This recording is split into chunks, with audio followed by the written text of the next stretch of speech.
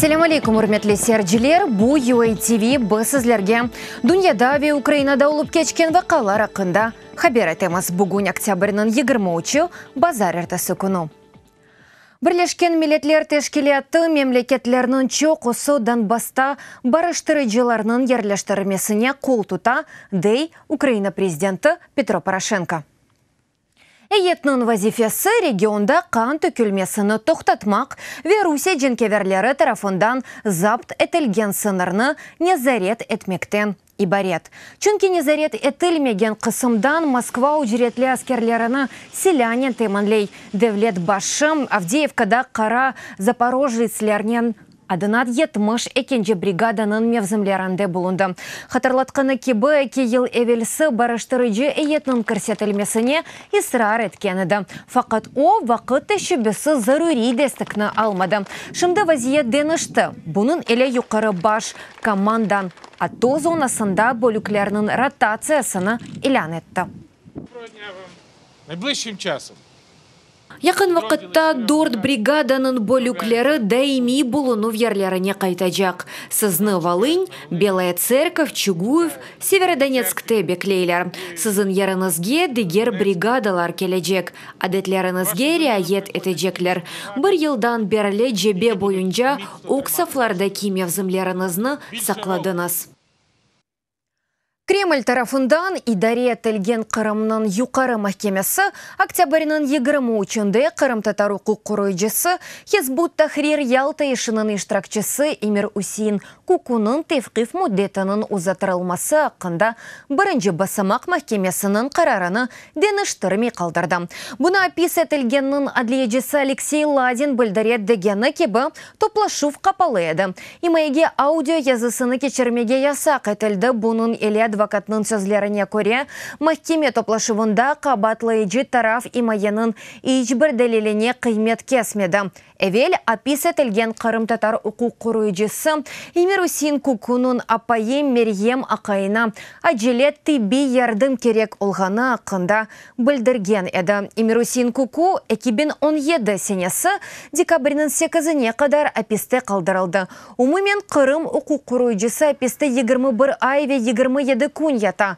Хатырлатамыз, инсан ақлары бойынша контакт группасының азасы Эмир Усин Куку дегер фаалер или бірлікті махсус қызметлер тарафындан 2016 сенесі февральның башында апис етілді. Оларны Қырымда террористик тәшкелетінің мейданға кетірілмесінде қабатлайлар ве дини себеплер бойынша тақип етелер. Суд не заинтересован в объективности. Объектив қарарлары махкеменің менфатында дегіл. Бірінші басымақ махкемесінің қарары себепсіз олғана қында дәлелер. Имайының бұтын дәлелері рет етілді. Ишғал етілген Ақмешжетте Русия хавсызлық хызметлерінің хадимлері янылып Қырым татар фали Фазил Ибрагимовның оғлу Энвернің евіні тінтеді. Адвокат Мамед Мамбетов дегені кебі ишғалжелер бұ бабасының еві олғаныны тұшынды. Тінтувге 30 селялы ве маскалы инсан желп етілді. Фазил Ибрагимов ерле стрелковая наразылық мейданның иштиракчысы ола. Августа Кремль незаретінде олған Ақмешжет махкемесі 62 яшында файлны полицияға бойсунмағаны себебінден 5 күнге аписке алған еді. Он Ақмешжет жеварындаки яны мескен массивінің құруджылығы бойынша жемат отырымларындан қуважақ еділер. Анда әнді чоқ елдевамында инсанлар яшай, ама евлеріні еқмаға планлаштыралар. Ишғал етілген Қырымның қанунсыз зереті үшін Мысыр кемежесіне 3 елға Украина кіріші ясақ етілді. Украин девлет сыныр қызметінің хадимлері паспортында Русия сыныр бекчелерінің қойған 6 мурені тапты. Бұның еле Херсон деңіз лиманында геменің қайт етуі вақтында әркенің дегер азысында гемеджи паспортында малюматның механик түзетув излеріні таптылар. Оны да мемлекетке кірсетмеділер қайт етті Украина 2014 сенесі июнь айында ишғал етілген Қырымда деңіз лиманларыны қапатқан еді. Жинай кодекске есе Украинаның вақтынша ишғал етілген территориясына кіріш ве чықыш низамының бозылуы үшін 3-5 еллық апис жазасыны белгілеген мадде кірсетілген еді. Гарп 2017 рус акрус умуми арби талимлерінің мақсады Шарқи Авропа мемлекетлеріне тәлікелеріні мейданға кетірмектен ибарет еді. Бұны Голос Америки эфирінде Украина селялы қуветлері баш штабының ребері Виктор Муженко білдірді. Украин генералы Полония ве Балтия регионының мемлекетлері ақында сөз кеткенini білдірді. Муженко дейкі акрусия талимлеріне жевап оларақ Украин арбилері ось полигонларында ола білежек истиляға қаршылық қарарларыны идман етті. Баштабының ребері Эмин, Украин ордулары 2020 сенесіне қадар тамамынен НАТО стандартларына кечер. Каталония ресми Мадрид регион незаретыны арттырса, Испания үкіметінің идересінден вазгечер. Жумақшымы күні Каталония парламенті тарафындан кечерележек топлашывда регион мұстақылығының илян етілмесі мүмкін олар. Жума күніне Испания сенатының топлашывы планлаштырылған. Анда Каталония мұхтариетінің тоқтатылмасы ақында қарар алына білежек. Регион үкіметі вақтынша дағылажақ ве мұддеттен евел сайлавлар илян етілежектір. 26 сене içinde ilk sefer Amerika Koşma Ştatları B-52 stratejik bombacılarını daimi arbi hazırlığına getirmekte.